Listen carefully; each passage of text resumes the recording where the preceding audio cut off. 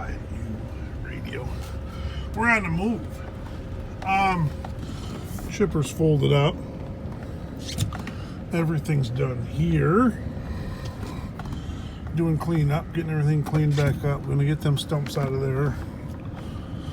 A little bit of bark back there to clean up, but we are on the move. We got problems with the skidder, I guess. Scotty called me and says we got some issues with the skidder not wanting to work properly. Grapple's giving us fits. Electrical problems could it be? Oh, he said that grapple kept opening yesterday and now it'll close but it won't open. So we got some probably electrical troubles, I'm thinking. We're gonna find out when we get over there. We'll run some tests and unhook and reconnect some wiring and see if we got a wiring issue or a hydraulic issue. My money's on the wiring from hearing it over the phone, so we'll see what's going on. We'll catch you guys here in a minute. We're going to get out of here and I'm going to focus on driving and a little less on recording videos. So, boy, this looks like you can't see none of it. It's too fast. There's a perfect little landing set up in chipwood galore. But no, we are heading out. Oh, I know. I need my seatbelt on. I ain't too worried about that.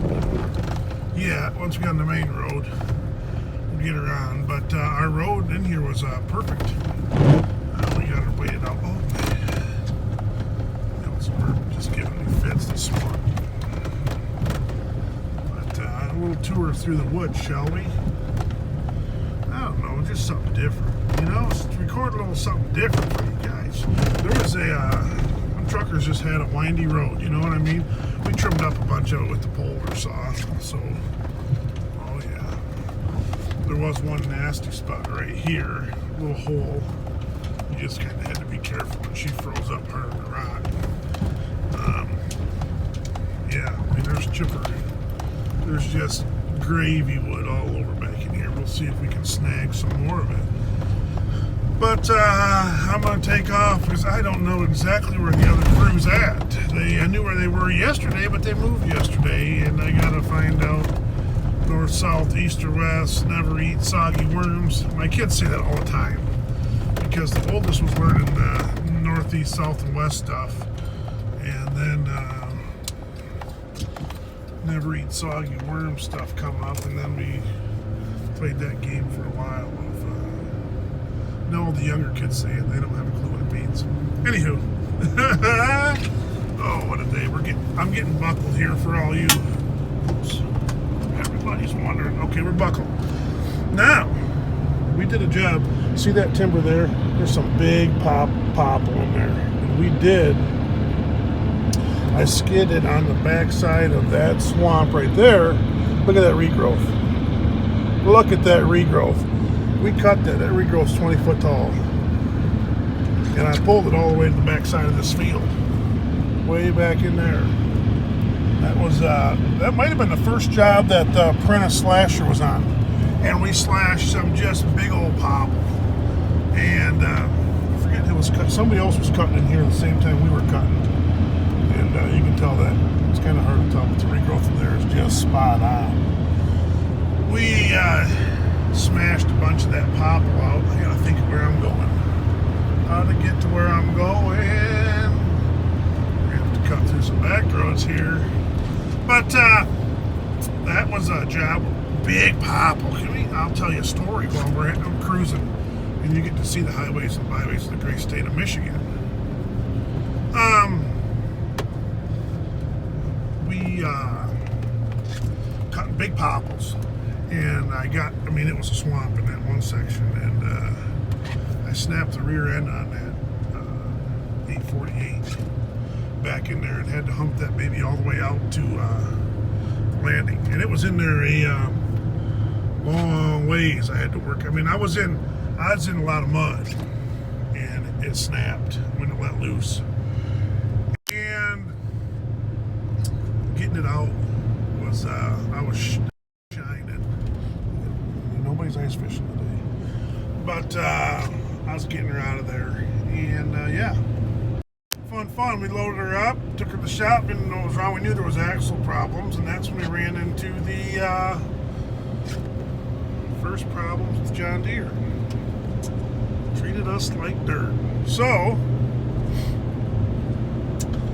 yeah, it was in the 20.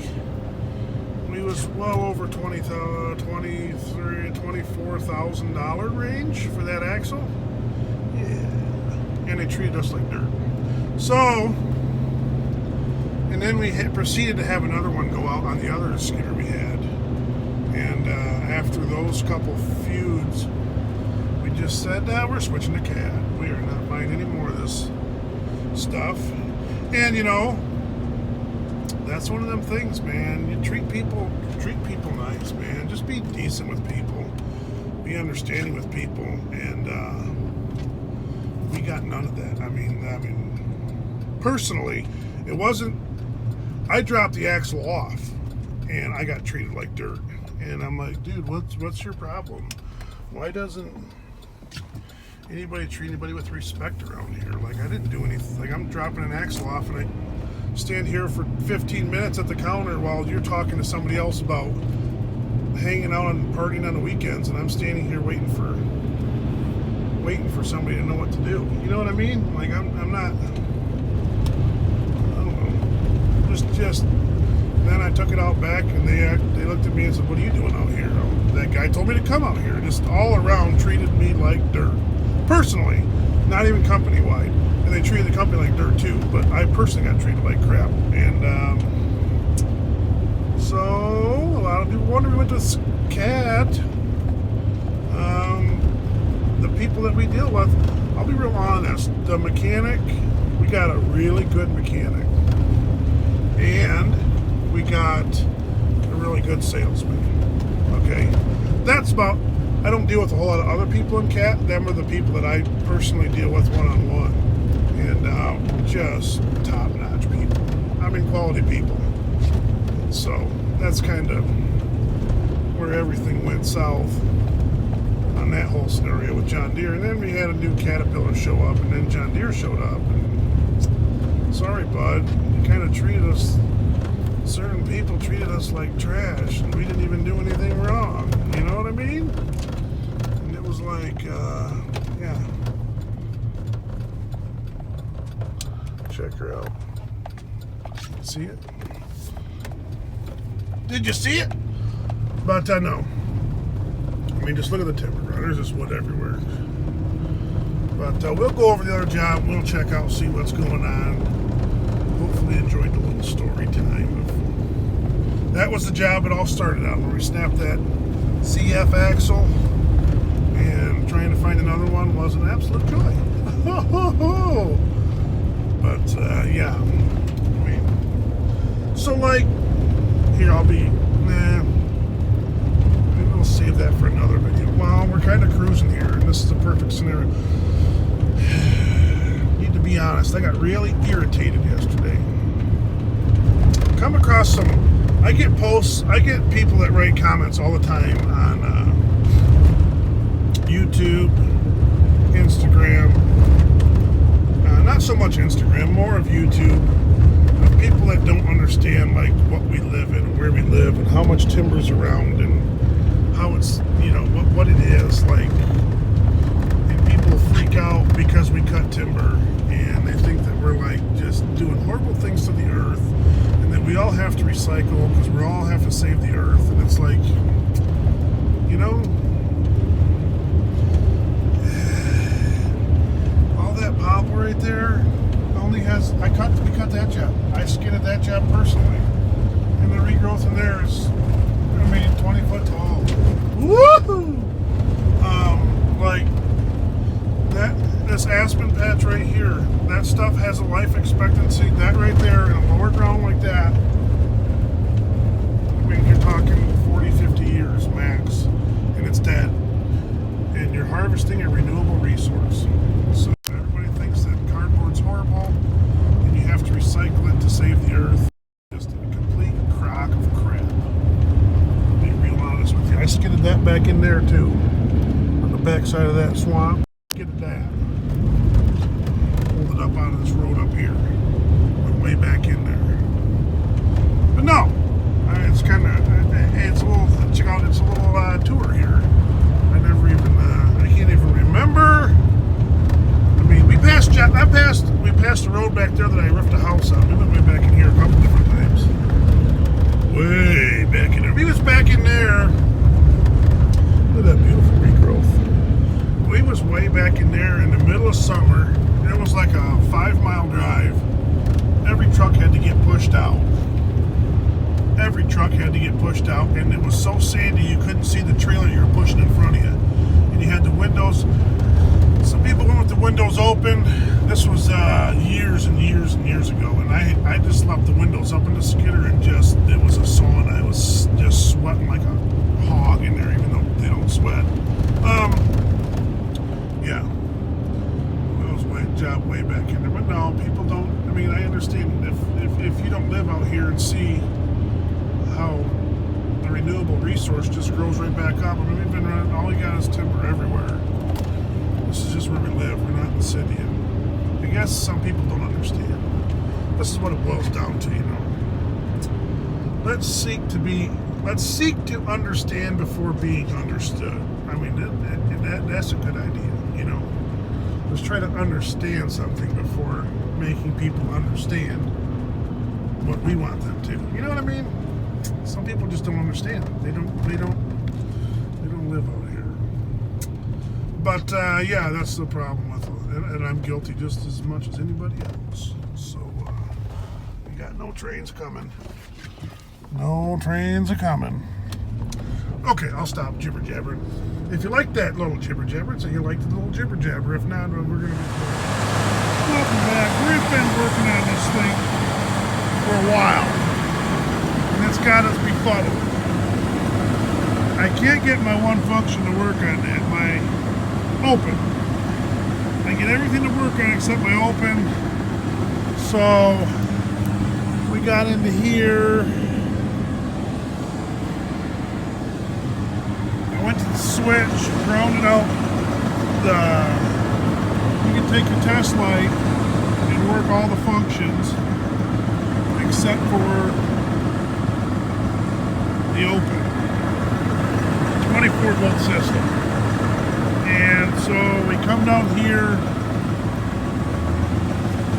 worked on some stuff, couldn't get it to work. The problems in between here and here, I don't know where. So we did the classic loggers trick, and it's not right. But I don't know how to fix it. Like, we've worked on it for hours. And what I did was I switched the wiring. I switched my grapple spin with the open and close. And so now I can at least get it to open and close, but it only turns one way. And then I don't have my locker button to keep constant pressure on my grapple because my valves are switched. So when you actually hit your locker button, it wants to spin this because I switched the valves. So if you take your you got your two valves going in there, your 4 wires. If you switch them, you can get it to open, but it won't close. And if you switch another way, it'll close and not open. So it's not in the valves or anything like that. Nothing hydraulically. It's all electrical. The question is, we had this thing tore into pieces trying to straighten it out. And I got a wiring thing up into here. And I tore all this off to get into here. I tore that off over there. I don't know. I actually ran a jumper wire from there to there and couldn't get it to work. So, I don't know. Now it's logger rigged to where it'll work. So if you guys could just tell us a secret, that'd be great, because I'm probably going to have to call Troy.